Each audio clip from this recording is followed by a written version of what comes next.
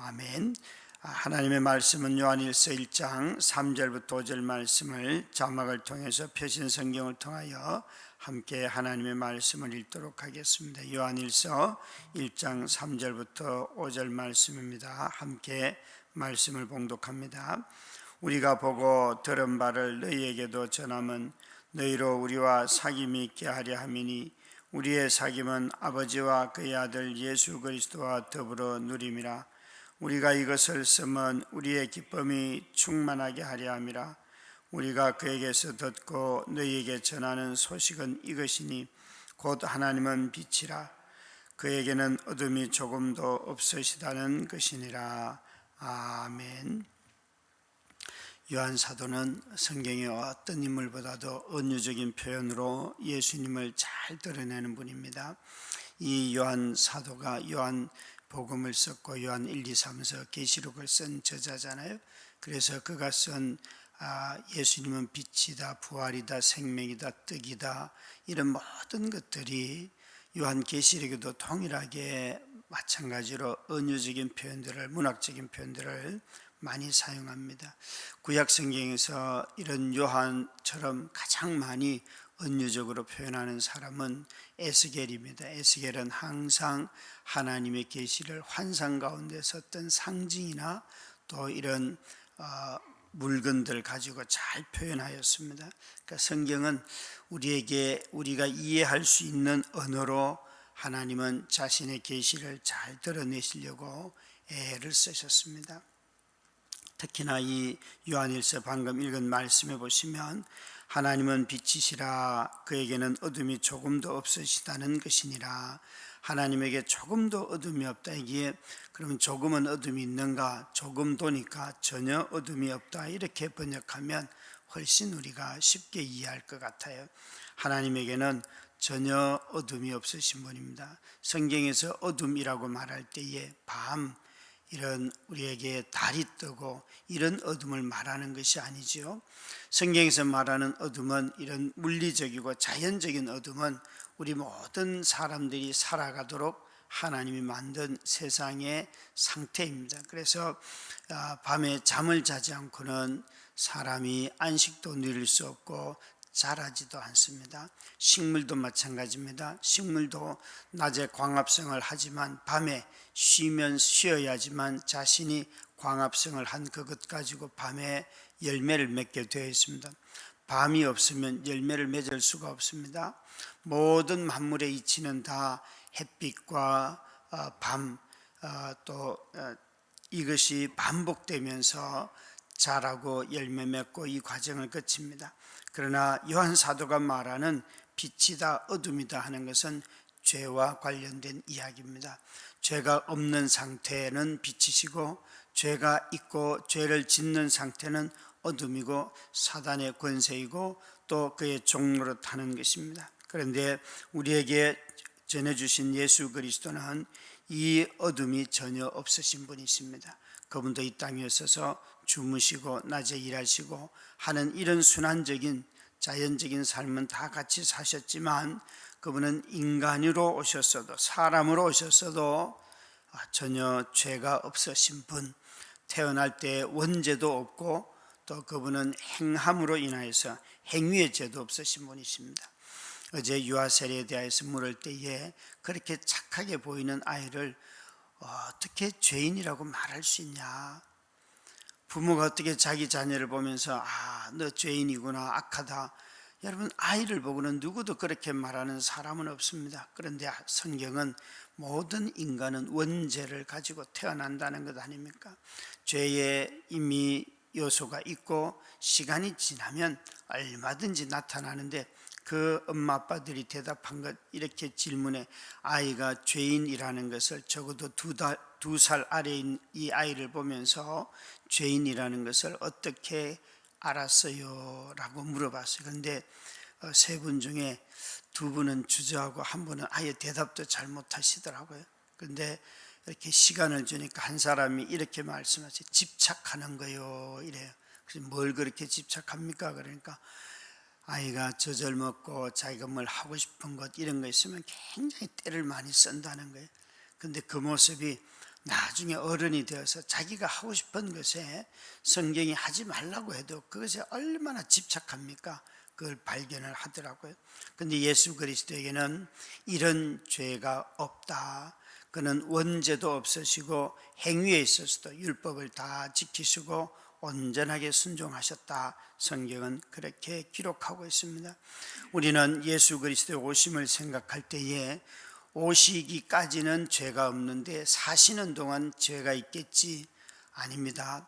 성경은 온전하게 다 순종을 마치심으로 말미암아 우리의 구원을 이루신 분, 죄가 있는 한, 죄가 조금이라도 있는 사람은 우리의 중보자가 될 수가 없습니다.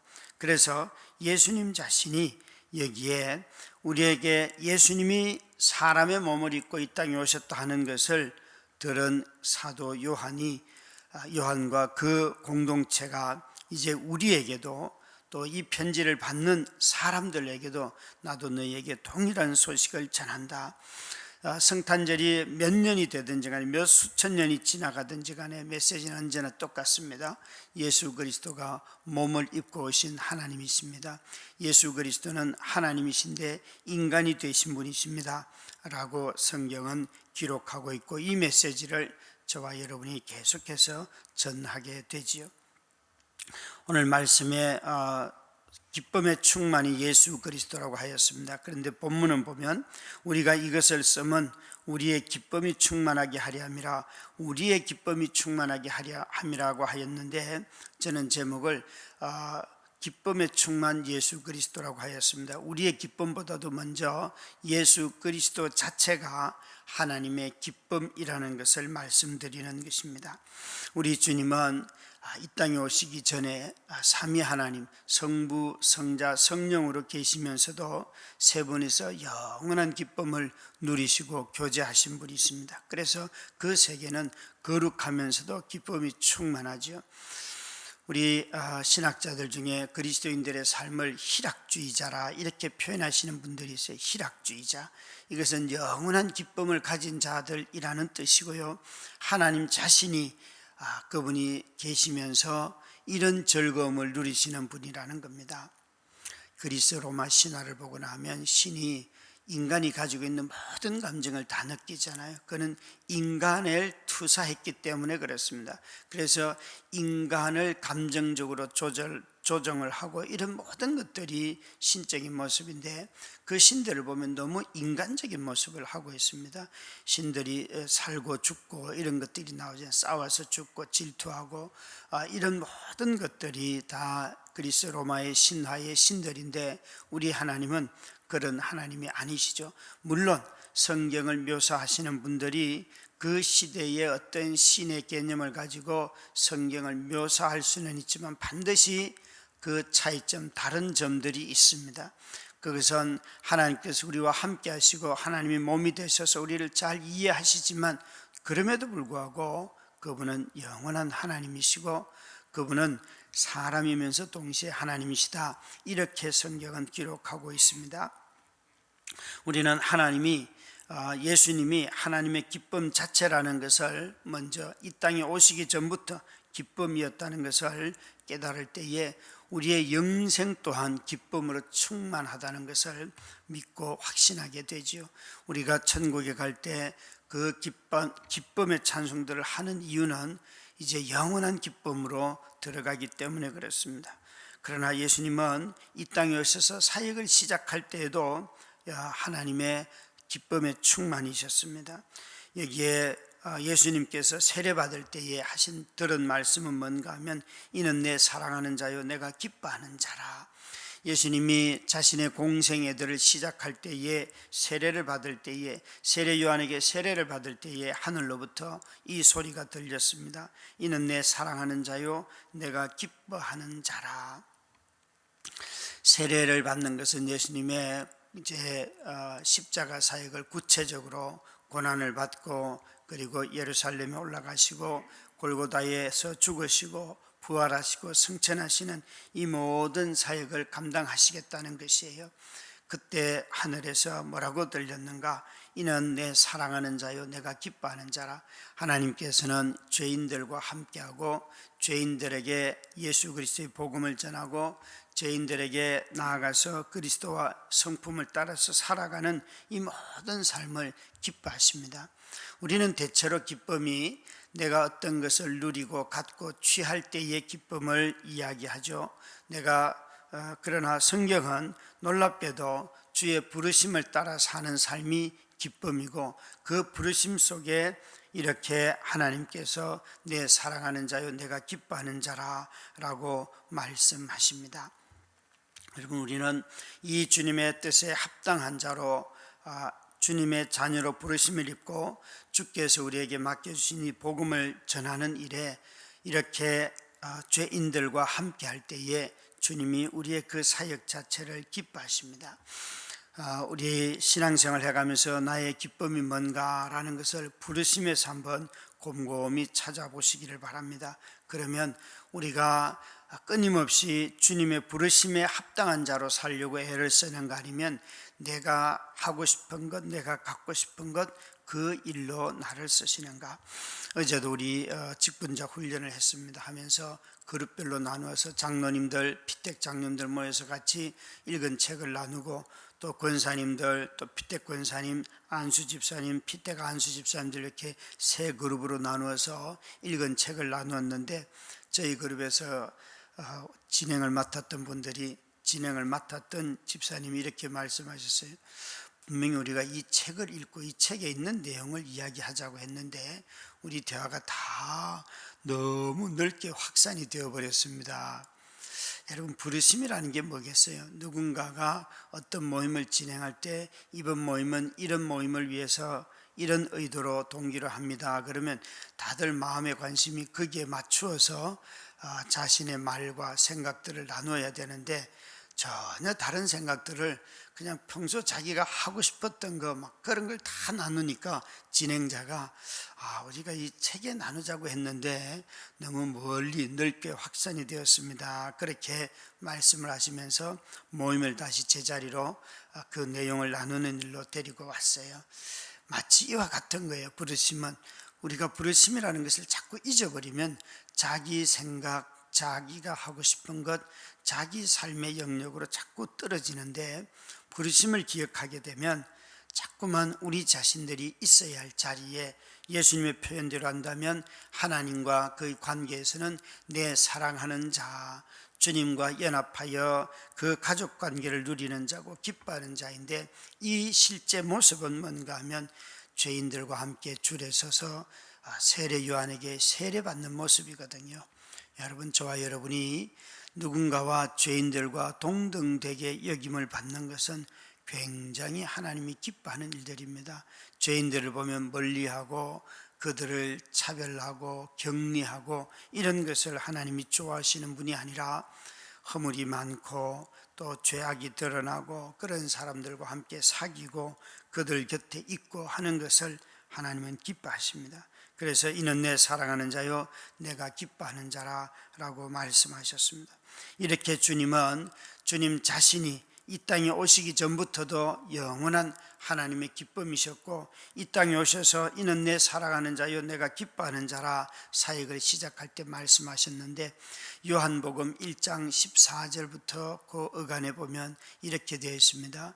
예수 그리스도를 향하여서 그는 은혜와 진리가 충만한 자이다, 그렇게 말해요. 은혜와 진리가 충만한 자. 또 골로새서나 에베소서에서 보시면 하나님은 모든 만물 가운데 충만하신데 교회는 그 만물을 충만케 하시는 이의 충만이니라 말씀하세요. 이 모든 충만이라는 단어가 쓰이는데, 어떨 때 예수 그리스도가 교회의 주인이 되고 온 성도들이 예수를 잘 모실 때에 그것이 바로 충만하다는 뜻이고, 동시에 또 예수님은 그의 진리와 은혜가 충만하신 분이라고 말하였습니다. 이것을 성경의 언어로는 영광스럽다 하는 것입니다. 여러분, 우리의 삶 가운데 이 주님의 충만하심이, 예수 그리스도로 내 삶이 충만할 때 요한 사도는 우리가 이것을 쓰면 우리의 기쁨이 충만하게 하려 함이라. 그래서 그 기쁨이 충만하게 되는 법이 뭔가 하면 3절에 있습니다. 우리가 보고 들은 바를 너희에게도 전함은 너희로 우리와 사귐이 있게 하려 함이니 우리의 사귐은 아버지와 그의 아들 예수 그리스도와 더불어 누림이라. 여기 우리의 사귐은 모든 성도들 사람을 예수 그리스도는 하나님과 사귀도록 초청을 하고 또 그 복음을 전하는 자와 전달받는 자가 사귐을 통하여서 예수 그리스도께서 주시는 이 기쁨을 충만하게 누립니다. 복음을 전하는 자는 반드시 복음을 듣는 자와 함께 그 기쁨을 함께 누립니다. 사도 요한은 이 점을 우리에게 말할 때에 우리의 사귐은 아버지와 그의 아들 예수 그리스도와 더불어 누림이라, 교제하는 일이라 하였습니다. 여러분, 우리가 기쁨이 충만케 되는 것은 이 땅에 있는 것을 더 많이 누려서가 아닙니다. 누리는 모든 것들은 전도자의 표현대로 한다면 그것은 우리가 일시적인 것이고 또 반복되기 때문에 지루하다, 욕망을 가지고 아무리 그것 추구하여도 그것 자체가 우리에게 영원한 기쁨을 주지 않는다. 그때 기쁨을 누리는 것은 맞지만 그것으로부터 영원한 기쁨을 누린다면 우리 모두는 다 허무함만 경험할 것이다. 그래서 우리는 자기가 좋아하는 것으로 인하여 중독에 빠지지요. 중독이라는 것은 이제 나중에 그것에 매이게 되는 것이에요. 저희 아버님이 자주 하셨던 말씀, 밥은 바빠서 못 먹고 죽은 죽어도 못 먹고 술은 술술 넘어간다. 그 말을 얼마나 자주 하셨는지. 그러니까 늘 그것 하면서 이렇게 말씀해요. 내가 처음에는 술을 먹는 것 같고 나중에 술이 나를 먹는다. 여러분, 모든 이 땅의 것들은 그것 자체가 목적이 되면 우리 자신이 삼키움을 당합니다. 우리는 절제하면서 그 일들을 할 뿐이고 그 절제력이 없어졌을 때에 우리의 삶이 무너지고 기쁨이 오히려 파괴되지요. 오늘도 저와 여러분이 요한일서를 통하여서 묵상을 하면서 이 주님이 주시는 기쁨을 충만하게 누리는 모든 성도님들 되시기를 주의 이름으로 축원합니다. 기도하겠습니다. 그리스도께서 우리의 기쁨이시고 그리스도의 사역이 우리를 기쁘게 하셨고 그리스도로 말미암아 그리스도를 전하는 이 삶이 영원한 기쁨이 되게 하여 주시니 감사합니다. 성도들의 삶에 때림죄를 맞이하여서 오신 주님을 기억하고 주님과 사귐이 회복되는 우리 모두가 되게 하여 주시옵소서. 예수님 이름으로 기도드렸습니다. 아멘.